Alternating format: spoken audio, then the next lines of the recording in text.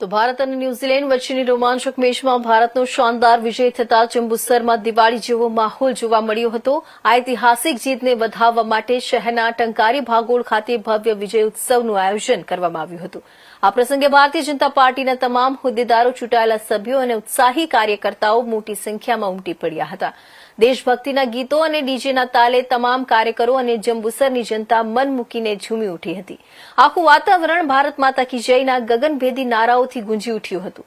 નાના મોટા સૌ કોઈએ સાથે મળીને ડિસ્કો કરી ભારતની આ જીતને હર્ષોલ્લાસ સાથે ઉજવી હતી। ભારત માતા કી જય, વંદે માતરમ। આજ રોજ વિશ્વકપની ફાઇનલમાં ન્યુઝીલેન્ડને ખરેખર હરાવ્યું। એના કરતાં આપણે એવું કહીએ કે ખૂબ જ મોટા માર્જિનથી ઉછળી નાખ્યું છે આપણા ભારતે। તો ભારતની ટીમને અને સર્વે દેશવાસીઓને ખરેખર તો પહેલા ખૂબ ખૂબ શુભકામનાઓ।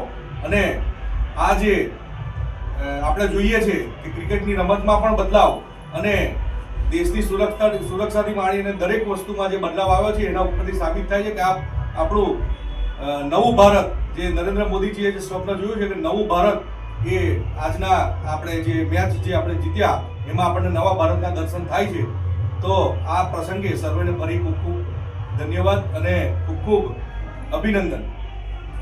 ભારત માતા કી જય, વંદે માતરમ।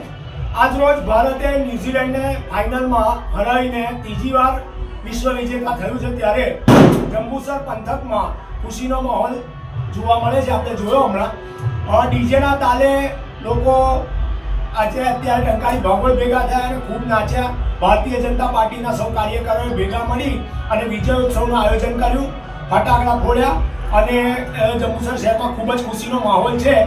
આજે ફરી એકવાર ભારત વિશ્વ વિજેતા બનીને વિશ્વમાં ભારતનું નામ રોશન કર્યું છે, ત્યારે સૌને ભારત માતા કી જય, વંદે માતરમ।